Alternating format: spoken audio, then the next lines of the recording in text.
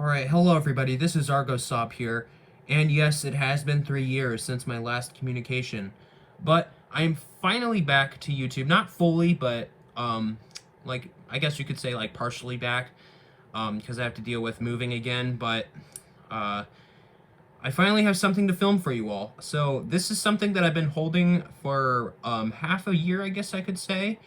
I got it in December, and it is now May, and I can finally show it to you guys now that it is fully ready. So, if we back up, you can see here I have a brand new panel, and this panel is pretty old, but it is new because I got it new in stock. So let's go ahead and go over the panel.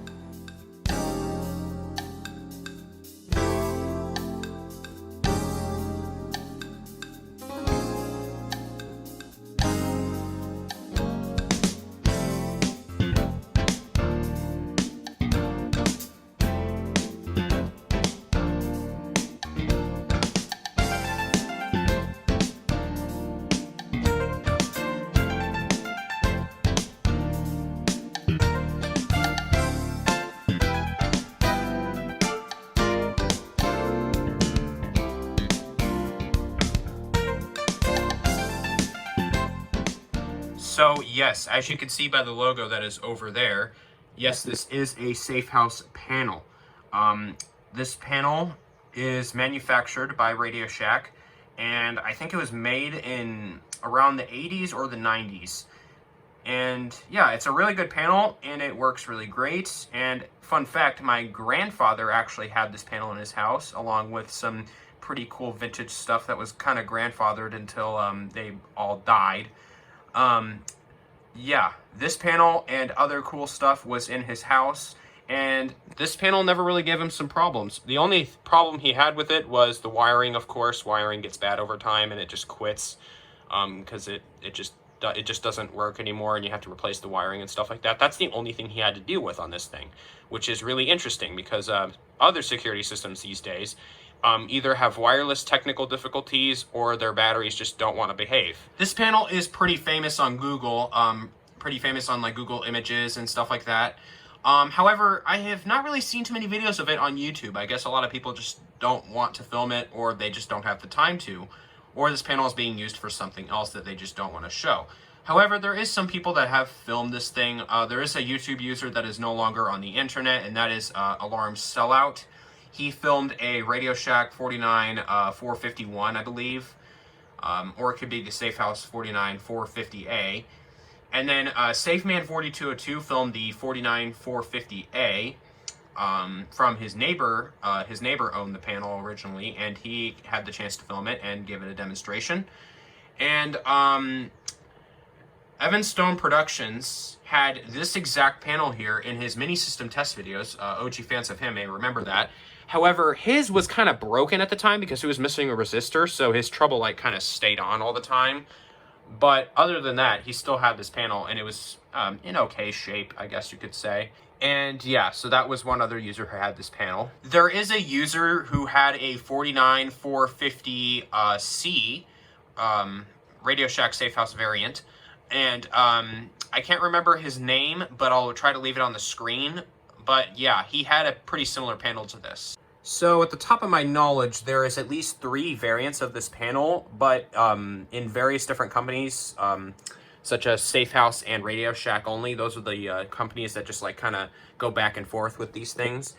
But yeah, there's probably at least 3 variants to this. There's the single zone variant, which is the 49 450, and also the 451 for Radio Shack.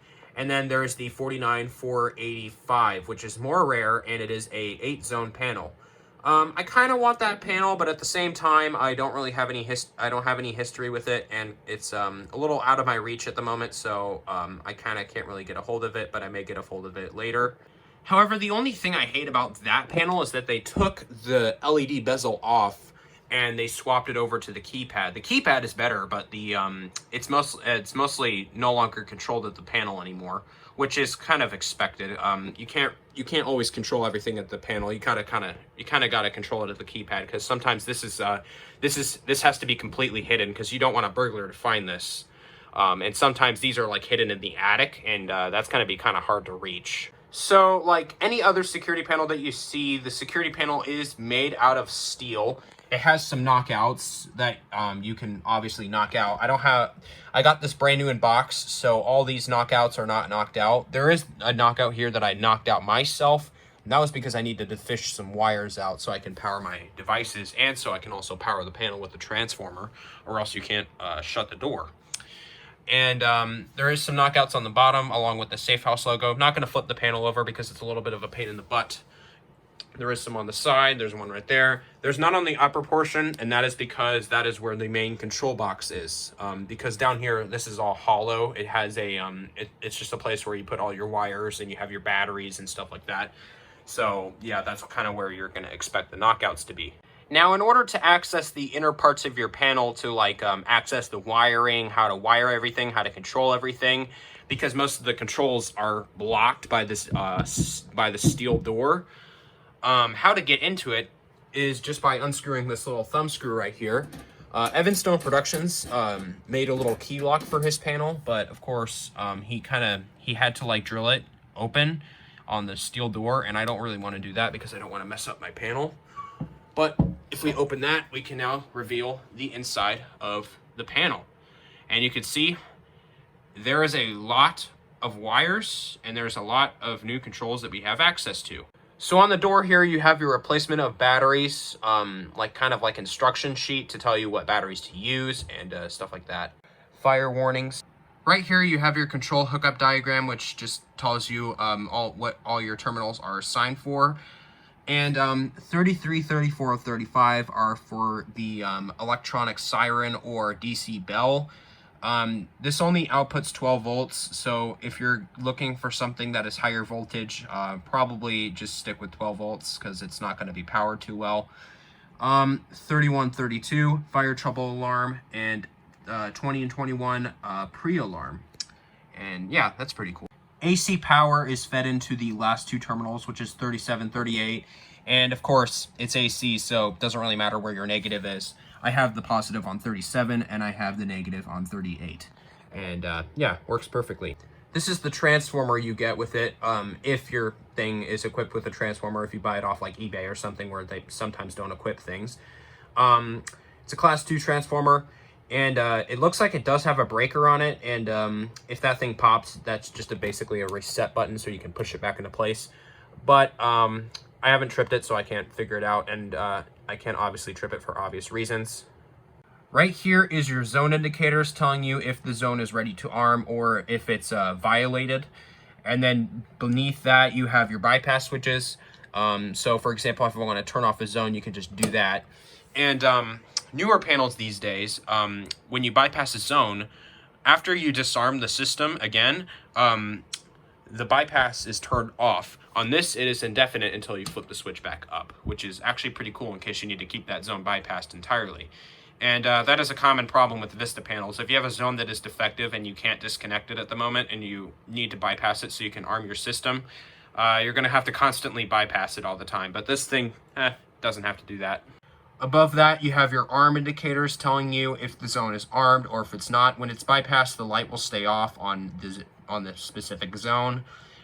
If there is an alarm, the loop that was tripped will flash. Not the loop light, the arm light will, to tell you that that was the zone that was tripped.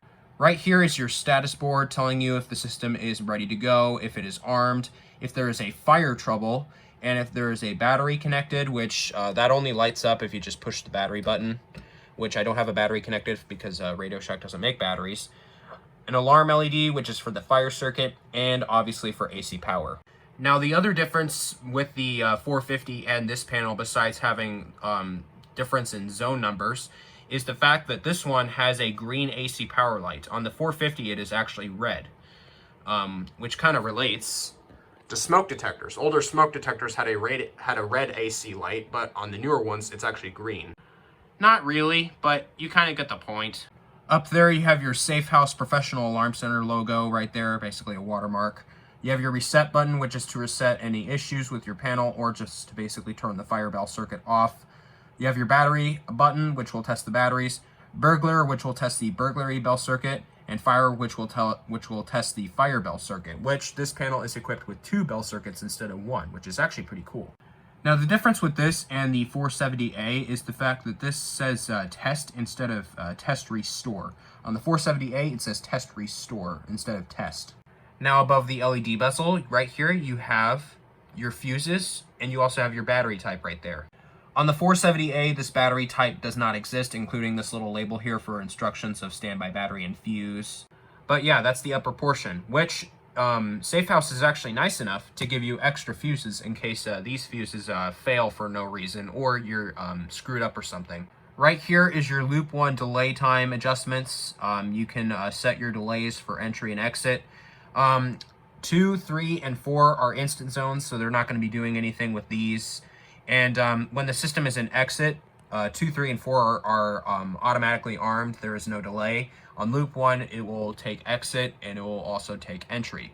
Down below the LED board is your terminal board, which this panel has double the size of terminals than the 450. The 450, you only get half of this at all. And believe that the terminal board cuts off at least 19 terminals on the 450. On this one, it cuts off at 38, which is actually pretty cool.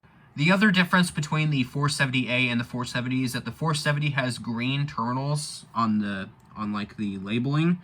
On the 470A, it is actually beige with black labels. You can see here on terminals 7 and 8, I have a little jumper right there. That is because loop 4 is not being used, and you can see all my little jumpers down there for the other zones. Now that's the thing about this panel. If you're not using a zone, you have to have a jumper connected, or else your zone will not work properly. So, for example, if I just disconnect loop 3 and I'm not using it again, loop 3 will stay tripped until it has a jumper connected to it. But yeah, that's kind of it with the panel department. Now let's go ahead and switch over to the devices and take a look at what we have today. So for our first device right here, we have a 49512A. This is a normally open contact, and the reason why this is normally open instead of normally closed is because I ran out of terminal space. But if you connect a normally open contact to a normally open terminal, it will actually reverse it to normally closed, kinda, like you'll change the behavior of it. And this contact and this contact are all connected together, so this one's normally closed and this one is normally open. The normally closed contact is this. It is a 49495A contact.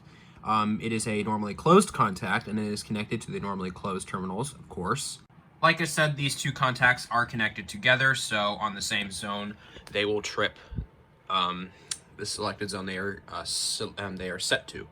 So this one will trip that zone like that, and if we close that, ready.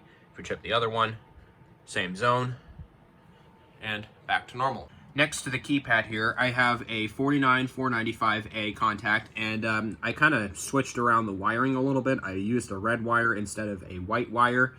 And funny story, the contacts made me lose all my black wiring, so now I'm kind of stuck with having to deal with more of a brownish color wiring, because the contacts made me use up all my black wire, which I feel like I've been shorted on for some odd reason. But this one is connected to loop 1, so if I open this, you can see the loop light's not on, and loop 1 is open. Restore that, fixed. Now, I think you probably have been eyeing this. I'm not entirely sure, but if you have, this is actually a motion detector. If we flip it up, you can see it is a motion detector. And this is the exact same motion detector that you saw in the other video of me testing the tamper switch on it. Yep, this is the 49530 motion detector. It is the older version of the motion detector. The newer version is the 531, but this is the more older one with the older box and stuff like that. Still behaves the same. This one is like wiring galore. As you can clearly tell, there's many wires coming out of it, along with the keypad. You may think that there's only like 2 wires going into it. That is not the case. It is instead a bunch of them. Instead of these, which is just only have 2 simple wires, and that's it. Right next to my glorious mess of wires here, I'm going to need to clean this up. We got my keypad here. This is a 49535A keypad. This is the more squarish keypad. I'm forgetting the model number of the more roundish keypad, but the more roundish keypad is actually from Radio Shack, not from Safe House. And that one is built for the 49451 panel, which is the single zone variant, and it is the same thing as the 49450, which is made by Safe House. You can see here it's got the loop indicator, it's got the arm indicator, it's got the keypad right here, and it's got the little Safe House logo in the bottom. Now, the motion detector does not have a tamper switch only. This one also does have a tamper switch too. So if you open the cover plate of this, it will actually set off the alarm because it thinks that you're going to try to short something out in the keypad or like try to hotwire and stuff like that. Now, there might be some people thinking that the star and hash key don't do anything. Yeah, they actually do something. So the star key is actually responsible for changing the code, and the hashtag key is responsible for clearing any typos in case you like mess up while entering your code, which is pretty common with this keypad. If you like enter your code wrong because you didn't push into the button all the way, then you'll need to push this, or else you have to wait like 5 minutes in order for the keypad to like fully think that you're ready to do it again. The star key is responsible for changing the code, so you press this once and then you just enter in your old code, press this again, enter in your new code, and then hit star again, and it's saved. If you make a typo while doing that, this is what the hashtag key comes in for, so you just press that and it'll you have to start from square one again, but press that and you can fix it. And if there is a typo that you make and you don't find it and then you try your new code and it doesn't work, if it's entered in invalid, then all it will do is it will just keep the old code up and it won't change it. But if your code was messed up during entering and you can't use your old code and your new code, then you have to shut the panel off entirely and try again. Now, if I push these two together, it'll actually instead cause a panic alarm, which is actually pretty cool because if you're in an emergency, you just push those two buttons together and it sets the alarm off immediately. And this thing also tracks the location when the panic alarm is activated. It will arm the system completely, disarmed or armed. And it will track the location of the robber, of where he went, like if he went out the front door, the back door, the window, went past the motion detector, you name it. So yeah, that's pretty cool. And if we turn down on the keypad, because I can flip it over this time, you can see here, you got your test weekly, refer to owner's manual label, got the little tamper screw right there, and you have the model number right there. If my camera will focus, I don't really think it's going to focus too well. There we go. You can see 49535A, manufactured in China, in Radio Shack. And on the back, you can see the wiring here, which my camera does not want to focus. Okay, there we go. So, yeah, that's kind of it with the keypad. Right next to the contact here, you may see that I have my siren here. This is a Safe House 49490. This thing is loud, and it's 115 decibels too, so this thing can be heard anywhere through the house. It's pretty crazy. This thing is pretty much even louder than the Wave 2 itself here. This thing is kind of a famous indoor siren, and it is 106 decibels. This thing is, for being 115 decibels, this thing kind of beats it a little bit. You can even hear this outside along with this, but this thing kind of travels a little bit more farther than the other one, which is pretty interesting. And what I mean by pretty interesting, this thing is run by like piezo elements, like a smoke detector, but it is not going to be as loud as a smoke detector. This thing has 3 piezos in it, kind of multiplies the sound a little bit and makes it a little bit more deafening. Right next to the siren, I have my system sensor S2415. You may have seen this in my intro, and this used to be in my old channel icon with the FAB thingy as my lettering. I basically just drew that on my iPhone. I didn't actually use Sharpie. This thing has been around for a very long time, just sitting, collecting dust. It's been on my wall for a very long time, sitting, collecting dust, and I just haven't had time to use it until now. I have found out that I can actually use this on 12 volts DC, even though that this requires 24 volts DC because it's a 24 volt device. And since it's 2-wire, because the horn strobe version is 4-wire, I can actually use this on my panel. If I had the 4-wire version, I have to hook in like a splitter or something like that in order to convert 4-wire to 2-wire in order for it to be powered correctly. And the 15 in the model number stands for the candela. This is actually 15 candela. And yeah, pretty cool strobe.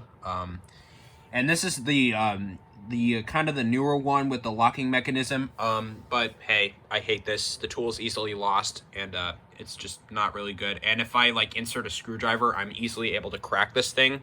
So that it's just not good. So I prefer the older version with like the screw, which is the kind of the more classic version, which is called the Spectrular Classic.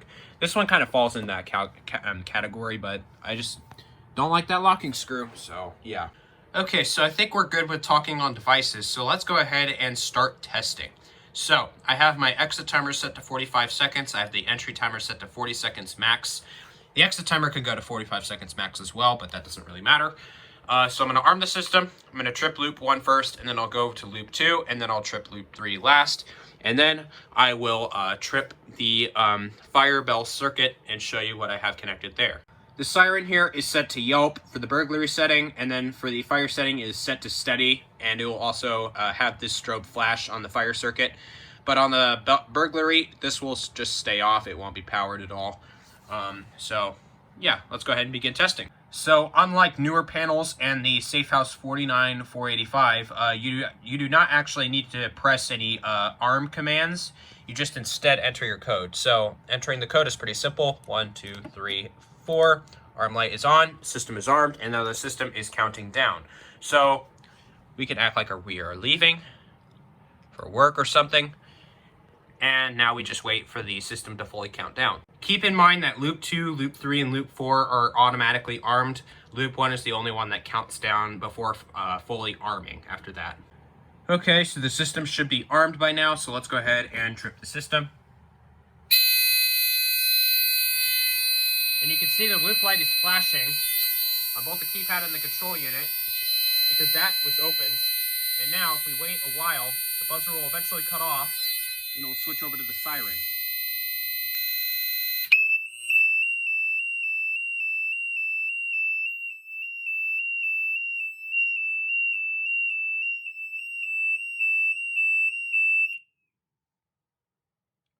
So the arm light was blinking because loop 1 was tripped and it ran out of time because whoever entered the house did not disarm the alarm in time to make it so that it did not set off the alarm. But as you can see, loop 1 is still flashing. That is because it is still telling you, hey, there was an alarm. Probably check the zone. But if we already did, we can just press reset, and the system is now reset. So now if we restore the contact, the system is ready to arm. Let's go ahead and arm it again. 1, 2, 3, 4. System is armed. And loop 1 is still an exit. So as long as we open the contact, it will still just turn on and off the loop light until the time runs out, and it'll eventually switch over to the buzzer right there.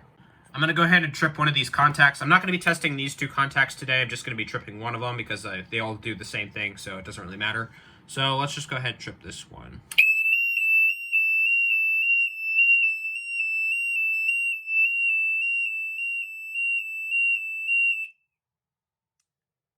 Reset the system and restore that.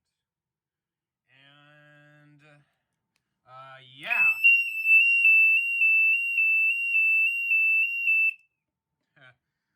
I couldn't handle it. I just did it anyway, but who cares? Let's go ahead and trip the motion. So, arm the system, and we're ready to go. So, just make sure that keypad stays. It's been wobbling around, and I really don't like that. So, flip that up.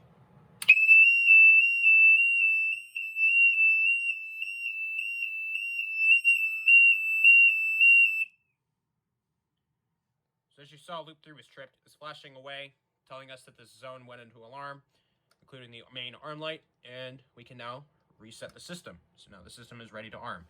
And eventually this will just flash in and out, just thinking that there's motion, even though that there's no motion at all.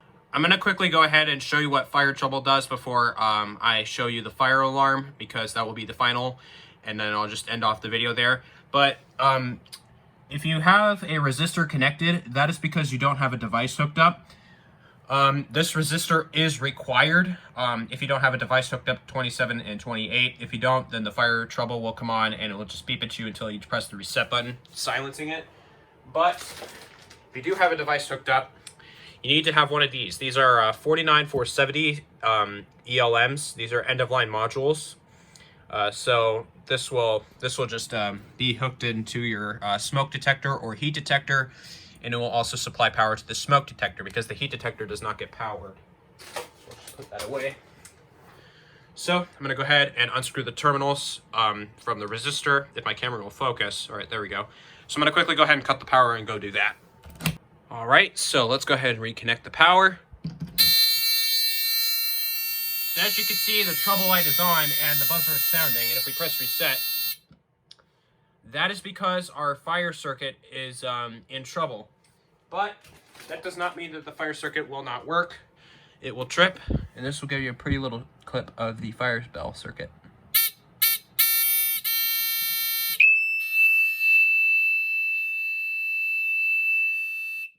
Reset that. So, yeah, that's pretty cool. Okay, trouble has been cleared, resistor has been restored. So now let's go ahead and trip the fire circuit. So if we just jump 27 and 28.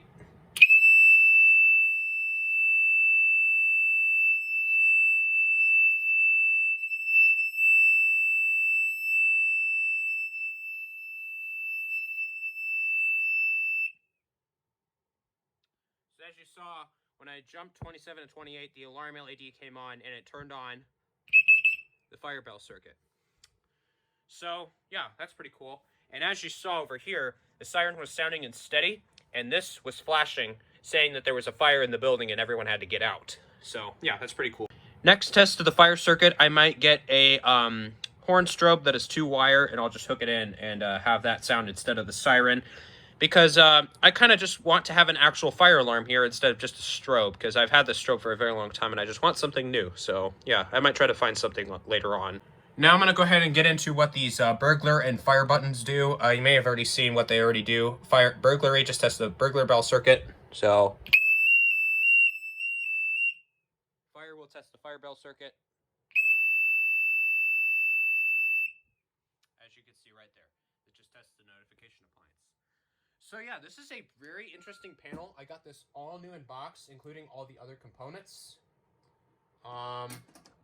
Like I said in the beginning of the video, I do know some people who have one on YouTube, on YouTubies. So yeah, I'm very happy I have this panel. Funny story, I've always wanted this panel for a very long time, and my grandfather's system got me into that panel, and I was always just looking online trying to find the panel, and I eventually found EvanStoneProductions video. And I was just always wondering what that panel model is. And eventually I found it on Google. I was just looking through Google and I found the model number. And I was like, aha! And I just placed an order on December for a Christmas present and got some other components with it, including the keypad, the contacts, the motion detector, and the siren. This siren is pretty rare to find on eBay without finding it like used or new in box with the owner's manual. So yeah, that's pretty cool. I'm very glad I have this panel, and I'm very happy for you guys for watching. And I guess I'll see you guys next time in the next video. So thank you for watching, and goodbye. Also, this is proof that the panel, this siren is way louder than the smoke detectors.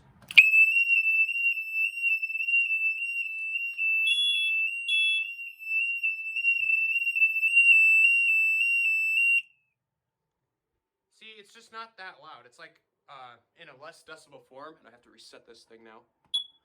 I recently replaced these myself, so they're all up to date now. But yeah, it's not as loud as the siren is. The siren's actually meant to be louder than the smoke detector, but yeah, works pretty good.